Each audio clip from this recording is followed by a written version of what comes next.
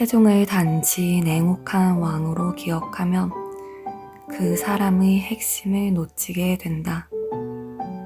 그는 사람을 함부로 버린 왕이 아니라 권력이 어떻게 무너지는지 너무 잘 아는 사람이었다.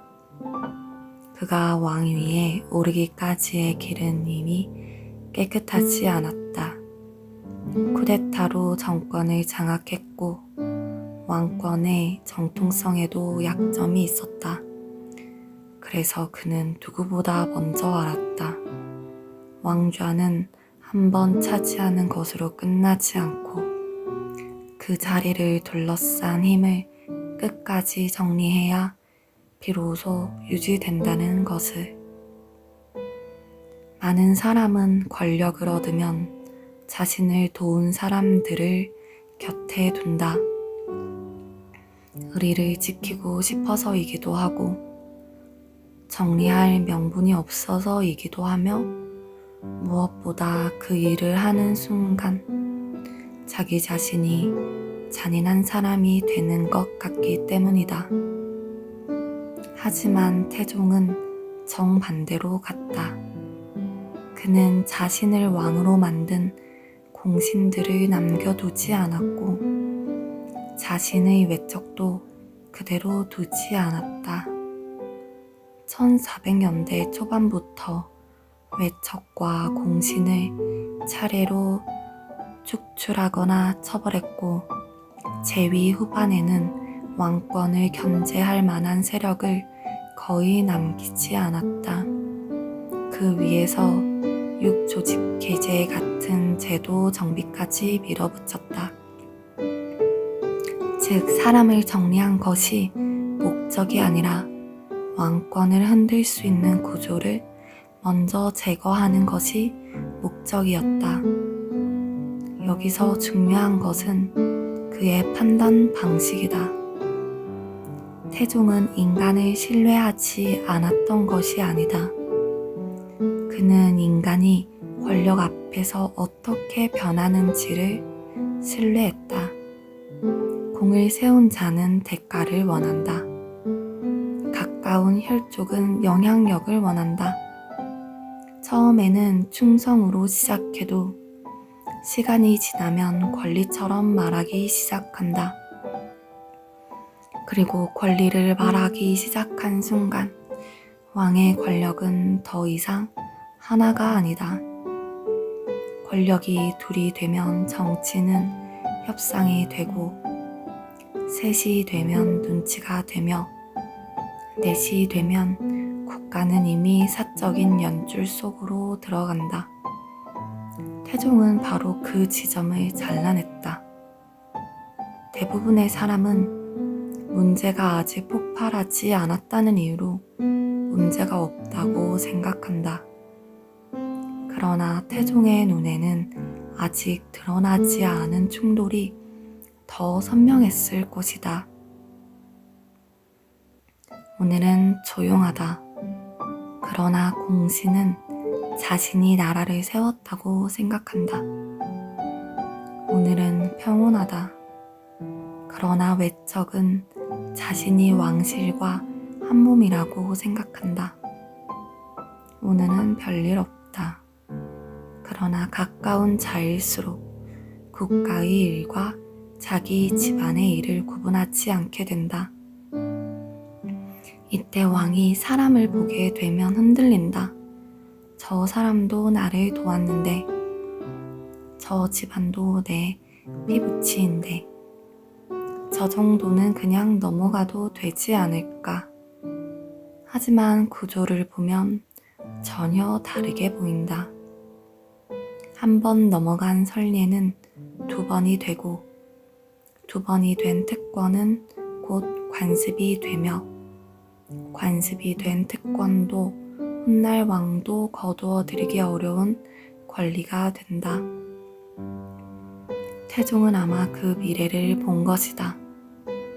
그래서 그의 정치는 겉으로는 잔인해 보여도 속으로는 철저히 계산되어 있다. 지금 불편할 것인가 아니면 나중에 무너질 것인가? 그는 늘 앞의 것을 택했다.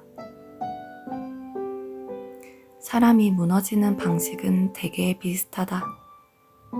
큰 충격 한 번 때문에 무너지는 경우보다 정리해야 할 것을 오래 방치해서 무너지는 경우가 더 많다.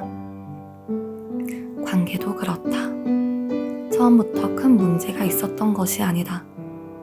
작게 어긋난 기준을 그냥 두고 말해야 할 때 말하지 않고 끊어야 할 때 끊지 않고 거절해야 할 때 웃으며 넘긴다. 그러면 겉보기에는 평화롭다. 하지만 실제로는 내 안의 기준이 조금씩 침식된다. 결국 사람을 지친 게 큰 사건 하나가 아니라 오래 방치된 작은 무질서였다는 걸 뒤늦게 알게 된다. 태종은 바로 그 무질서를 용납하지 않는 사람이었다. 그는 평온을 사랑한 것이 아니라 평온이 유지되려면 무엇을 미리 제거해야 하는지를 알았다. 그래서 그의 선택은 늘 불편하다. 공신을 내치고 외척을 제거하고 왕권을 중심으로 제도를 다시 묶는다. 그 과정에서 공포도 생기고 반감도 쌓인다. 실제로 그런 강압적 분위기가 국가의 호구조사와 통치 기반 확충에도 영향을 주었다는 평가도 있다. 그러나 태종은 사람들이 자신을 어떻게 느끼는가 보다 국가가 어떤 구조로 굴러가는가를 더 중요하게 보았다. 이게 그의 무서움이다. 대부분은 선하게 보이기를 원한다. 그래서 정리해야 할 것을 남겨둔다.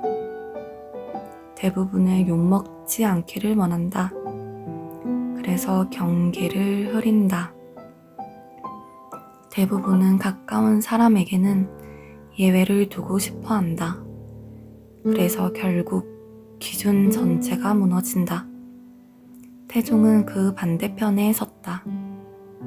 가까울수록 더 위험하다고 봤고 큰 공을 세운 자일수록 더 경계했으며 오늘의 편안함보다 내일의 안정성을 먼저 택했다. 문학적으로 말하자면 태종은 사람의 얼굴을 보기 전에 먼저 그림자를 본 왕이다.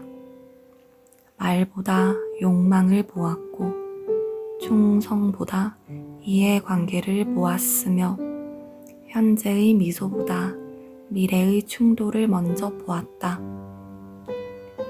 그래서 그는 사람들을 믿지 못한 왕이 아니라 권력 속에 놓인 인간의 습성을 너무 정확히 본 왕이었다. 그리고 이 이야기가 오늘에도 남는 이유는 단순하다. 내면이 흐트러지는 순간은 대개 감정이 많아서가 아니라 기준이 늦어서다.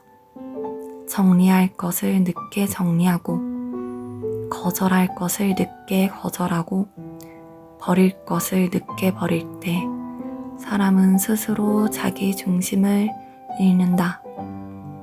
태종의 삶은 그것을 아주 잔인한 방식으로 보여준다.